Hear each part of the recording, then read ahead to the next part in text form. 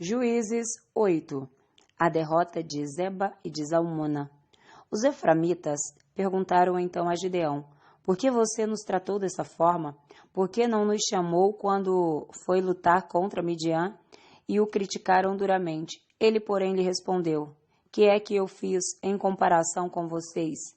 O resto das uvas de Efraim não são melhores do que toda a colheita de Abiezer? Deus entregou os líderes medianitas, Oreb e Zeeb, nas mãos de vocês. O que pude fazer não se compara com o que vocês fizeram diante disso.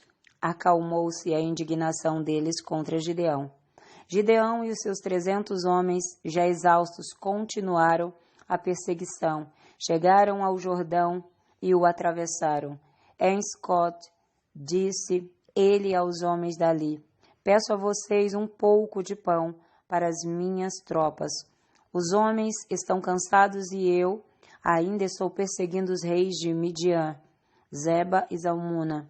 Os líderes de Sucote, porém, disseram: ainda não estão em seu poder Zeba e Zalmuna?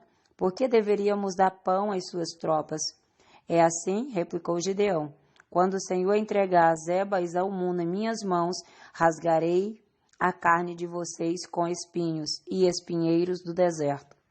Dali subiu a Peniel e fez o mesmo pedido aos homens de Peniel, mas eles responderam como os de Sucote. Aos homens de Peniel ele disse: quando eu voltar triunfante, destruirei esta fortaleza. Ora, Zeba e Zalmuna estavam em Carcó, e com eles cerca de 15.000 homens. Eles foram todos os que sobraram dos exércitos dos povos que vinham do leste, pois 120.000 homens que portavam espada tinham sido mortos. Gideão subiu pela rota dos nômades a leste de Noba e Jogbeá e atacou de surpresa o exército. Zeba e Zalmuna, os 2 reis de Midian, fugiram, mas ele os perseguiu e os capturou, derrotando também o exército. Depois Gideão, filho de Joás, voltou da batalha pela subida de Heres. Ele capturou um jovem de Sucote e o interrogou. E o jovem escreveu como Gideão, para Gideão, os nomes de 77 líderes e autoridades da cidade. Gideão foi então a Sucote e disse aos homens de lá: aqui estão Zeba e Zalmuna, acerca dos quais vocês zombaram de mim, dizendo: ainda não estão em teu poder Zeba e Zalmuna? Porque deveríamos dar pão aos seus homens exaustos? Gideão prendeu os líderes da cidade de Sucote, castigando-os com espinhos e espinheiros do deserto. Depois derribou a fortaleza de Peniel e matou os homens daquela cidade. Então perguntou a Zeba e Zalmuna: como eram os homens que vocês mataram em Tabor? Eram como vocês, responderam. Cada um tinha o porte de um príncipe. Gideão perseguiu. Aqueles homens eram meus irmãos. Gideão prosseguiu. Aqueles homens eram meus irmãos, filhos da minha própria mãe.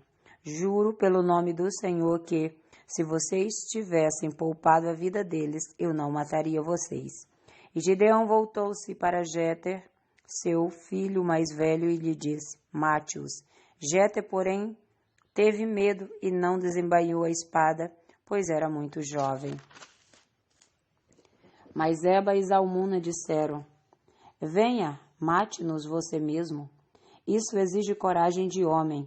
Então Gideão avançou e os matou e tirou os enfeites do pescoço dos camelos deles, o manto sacerdotal de Gideão. Os israelitas disseram a Gideão: reine sobre nós, você, seu filho e seu neto, pois você nos libertou das mãos de Midian. Não reinarei sobre vocês, respondeu-lhe Gideão, nem meu filho reinará sobre vocês. O Senhor reinará sobre vocês. E prosseguiu: só faço a vocês um pedido, que cada um de vocês me dê um brinco da sua parte dos despojos. Os ismaelitas costumavam usar brincos de ouro. Eles responderam: de boa vontade os daremos a você.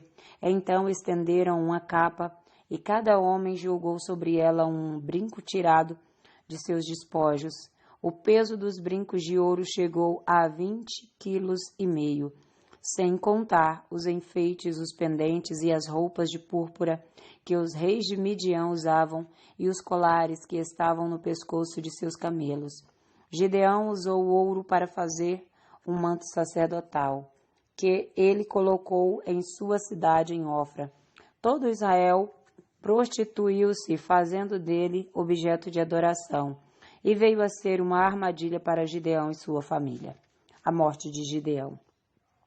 Assim Midian foi subjugada pelos israelitas, e não tornou a erguer a cabeça durante a vida de Gideão.